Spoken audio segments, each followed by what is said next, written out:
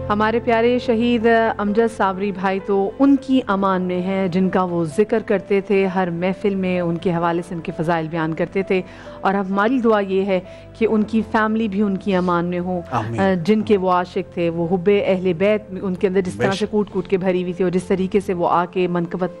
پڑھا کرتے تھے، تو اللہ پاک ان کی آگے کی منزلیں تو آف کورس آسان ہے، وہ تو شہید ہیں، ان کے گھر والوں کو اللہ پاک صبر عطا کرے۔ بھابھی نادیہ بھابھی ہمارے ساتھ لاہور سے موجود تھیں اپنے چھوٹے صاحبزادے جان کے ساتھ۔ نادیہ بھابھی آپ کا بہت شکریہ کہ آپ نے آج کے دن، کیونکہ آج کے دن تو آپ کے گھر میں مصروفیت بہت ہوتی ہے، اور آپ کے گھر میں اس کے بعد نظر و نیاز کا بھی آپ نے بندوبست کیا، آپ نے افطاری بھی لوگوں کی کرنی ہے کیونکہ اسلامک امجد بھائی کی، تو اس کے لیے آپ نے ہمارے لیے وقت نکالا، ہم بڑے مشکور ہیں۔ آپ کچھ کہنا چاہیں؟ نادیہ بھائی ہمارے ساتھ ہیں؟ نہیں جی، اس وقت وہ جا چکے ہیں۔ اب بہت شکریہ بھابھی، آپ آن ایئر ہمیں ضرور دیکھ رہی ہیں، اور ہماری بھی دعاؤں میں امجد بھائی ہیں، اور ان کے ماشاءاللہ ایک مرتبہ پھر میں چاہوں گی نادیہ بھابھی میسج جو لوگوں کو دینا چاہیں بھابھی پلیز ضرور آپ آج کے دن کے حوالے سے ضرور دیں، کیونکہ لوگ ویسے ہی آپ سے محبت کرتے ہیں، اور لوگ بچوں کو ویسے دیکھنا بھی چاہتے ہیں جیسے انہوں نے امجد بھائی کو دیکھا ہوا ہے۔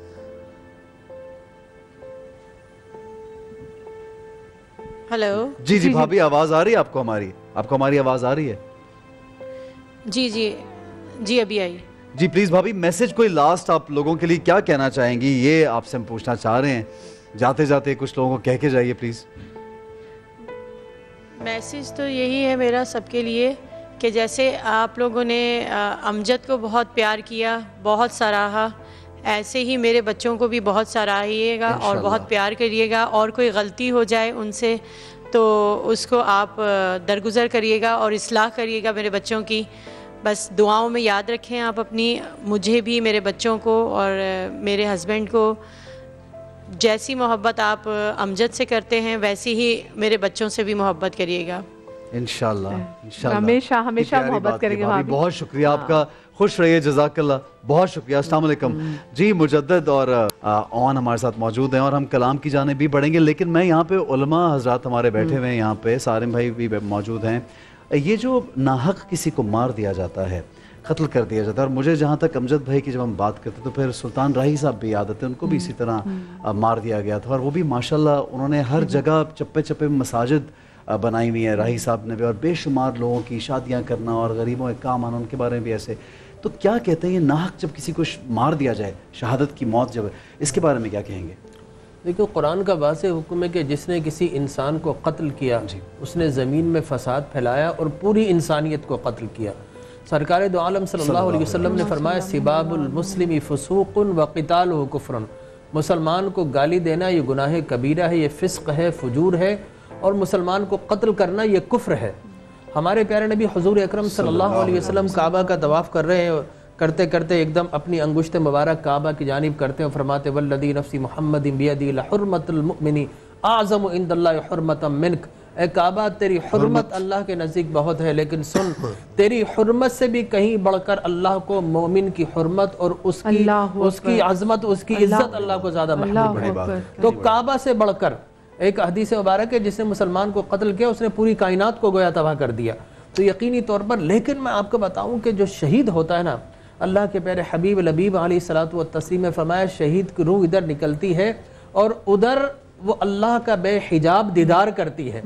شہید کے لیے بڑے اعزاز ہے، اور فرمایا کہ جو اللہ کی راہ میں شہید کیا جائے، نعت پڑھتے ہوئے اگر کوئی شہید ہو جائے یا نعت کی راہوں میں جاتا ہوا شہید ہو جائے، اس سے بڑھ کر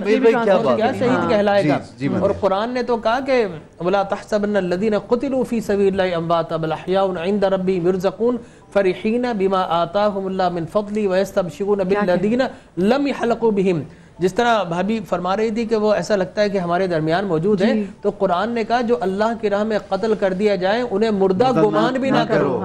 یہ تو نا کہ مردہ نہ سمجھو، گمان بھی نہ کرو، سوچو بھی مت کہ وہ مردہ ہے۔ فرمایا انہیں رزق دیا جاتا ہے اور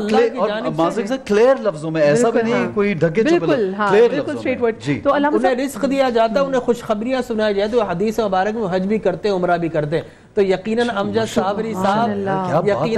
کل بھی یہ میں نے ابھی یہ آج سنی میں نے بات. اچھا تبھی میں نے اکثر لوگوں کو دیکھا وہ کہتے ہیں کہ جی کوئی جو شہید ہو گیا تھا, جیسے میں نے APS کے بہت سارے جو بچے جو شہید بھی ہوتے ہیں ان کے والدین کو بھی کہتے ہوئے سنا تھا کہ کسی نے ہمیں تصویر بھیجی کہ آپ کا بچے کو ہم نے عمرہ کرتے ہوئے دیکھا. تو خیر تو یہ تو ماں باپ کی بات ہے, لیکن جو شہیدوں کے حوالے سے ہم بات کریں, یہ جو شہید ہوتے ہیں یہ کون ہوتے ہیں اور کون کون شہید کے زمرے میں آ جاتے ہیں, یہ بھی ہم چاہیں گے آپ ہمیں بتائیں. جی بہت خوبصورت بات مفتی صاحب نے بیان کی, اور جو میں ماحول دیکھ رہا ہوں پورے گھر کا اتنا خوبصورت ہے کہ یقین جانیے دل سے دعا نکل رہی ہے کہ جیسے وہ باہر ہر ایک کے ساتھ ملنسار تھے اتنے ہی گھر کے اندر شفیق اور مہربان تھے. ورنہ عام طور پر بڑا مشکل ہوتا ہے بالخصوص شوبز کے افراد کے لیے, اور جو بھی باہر جا کر ڈیوٹی انجام دے رہا ہوتا ہے تو باہر والوں کے ساتھ تو کافی اچھے انداز میں محبت کے ساتھ پیش آتا ہے, لیکن گھر میں گھر والوں کے ساتھ اتنا پیار بانٹنا یہ بڑی بات ہوتی ہے, اتنا ٹائم اسپینڈ کرنا. اور خود امجد صادری صاحب اگر میں کہوں گا کہ شہید نہیں بھی ہوئے ہوتے ظاہری طور پر تب بھی موت بھی دنیا سے جاتے, تو حدیث رسول یہ ہے کہ مات علی حب آل محمد مات شہید, جو آل محمد کی محبت میں مرتا ہے وہ شہید مرتا ہے. تو اتنا زیادہ عشق اہل بیت ان کے لہجے کے اندر نظر آتا تھا, جہاں پر جاتے تھے ہر جگہ پر پنجتر پاک کے قصیدے پڑھا کرتے تھے, سورہ کائنات کی نعت پڑھا کرتے تھے, اور پھر عاجزی بہت زیادہ تھی آدمی کے اندر. مولانا متقیان شاہ فرماتے ہیں کہ اگر تم نیک انسان بننا چاہتے ہو تو تمہاری پہچان یہ ہے کہ جب تک زندہ رہو لوگ تمنا کریں کہ تم سے آ کر ملاقات کریں, اور جب تم اس دنیا سے چلے جاؤ تو تمہیں یاد کریں اور تمہارے لیے دعائیں کریں, اس کا مطلب تم نیک آدمی ہو کر دنیا سے رخصت ہوئے. کیا بات. تو یہ ماشاءاللہ سے کیا کہنے. اچھا اس میں ہمیں دو پہلوؤں کو دیکھنا چاہیے کہ جو جانے والا ہے وہ انشاءاللہ اتنے خوبصورت انداز میں ملک الموت سے ملاقات کرے گا کہ اس کے لیے اس سے زیادہ کوئی خوبصورت چیز نہیں ہوگی, کیونکہ ملک الموت دو انداز سے آتا ہے انسان کے سامنے. اور یہ بھی روایات کے اندر آیا ہے کہ انسان جب سوتا ہے تو وہی موت کا مزہ چکھ رہا ہوتا ہے, اس کو اندازہ ہو جاتا ہے کہ یہی موت ہوتی ہے. لیکن حقیقی معنی جب ملک الموت آتا ہے تو اس کے سامنے دو صورتیں لے کر آتا ہے, یا خوفناک صورت کے ساتھ یا پیارے اور محبت والے انداز میں آتا ہے. تو ملک الموت کو دیکھ کر ہی انسان کی ساری پریشانی دور ہو جاتی ہے. سبحان اللہ. میں بھابھی سے عرض کروں گا, بچوں سے عرض کروں گا کہ انشاءاللہ امجد صابری صاحب بالکل سکون اور پرسکون انداز میں اطمینان کے ساتھ خوبصورت چہرے دیکھنے کے بعد وہاں پر موجود ہوں گے. اور دوسری بات یہ کہ جو رہ جانے والے ہیں ان کے لیے کتنا اجر و ثواب ہے. حضرت خدیجہ طاہرہ سلام اللہ کے بارے میں ملتا ہے کہ جب جناب قاسم اس دنیا سے رخصت ہوئے, بعض روایات کے مطابق جناب عبداللہ اس دنیا سے رخصت ہوئے تو بہت گریہ فرمایا کہ میرے بیٹے اس دنیا سے چلے گئے. تو حضور سرور کائنات تشریف لائے اور کہا کہ اے خدیجہ پریشان نہ ہو, کیا تم یہ پسند نہیں کرتی ہو کہ اگر پروردگار نے یہاں سے تم سے یہ امانت لے لی ہے, قیامت کے میدان میں تمہارا یہ بچہ تمہارا انتظار کرے گا اور وہ تمہارے ہاتھ کو پکڑ کر تمہیں جنت پر لے کر جائے گا. اور یہ بھی روایت کے اندر آیا ہے کہ جو شہید ہوتا ہے وہ 70,000 افراد کی شفاعت کر سکتا ہے. اللہ اکبر, اللہ کیا. تو انشاءاللہ یہاں پر جو رہنے والے افراد ہیں ان کو حوصلہ ملنا چاہیے, ایک تسلی ملنی چاہیے کہ جو چلے گئے ہیں کیا اجر و ثواب وہ چھوڑ کر گئے ہیں, اور پھر وہاں پر وہ جب انتظار کر رہے ہوں گے تو انشاءاللہ یہ سب ایک ساتھ جنت الفردوس میں جس ٹائم میں ہم رہ رہے ہیں ہمارا تو وہ ہے کہ ہم ناحق قتل کی بات کرتے ہیں تو ہم تو ہر روز ناحق قتل کے حوالے سے سنتے ہیں. ہم خبریں لگائیں, کوئی بھی شخص گھر سے باوضو ہو کے نکلے, نماز پڑھنے جائے, کوئی فون آپ سے لے لو, جاتے جاتے آپ کو گولی مارتے, تو ہم تو اس ٹائم پہ رہ رہے ہیں اس مہینے میں اتنے ناحق قتل ہو رہے ہیں. تو جب ہم ایک ایسی جگہ پہ جا رہے ہوں کہ جہاں پر کسی شخص کو بغیر کسی وجہ کے مار دیا جائے, تو یہ کن چیزوں کی علامات ہیں؟ ویسے تو یہ کہ ظاہر سی بات ہے کہ یہ سلسلہ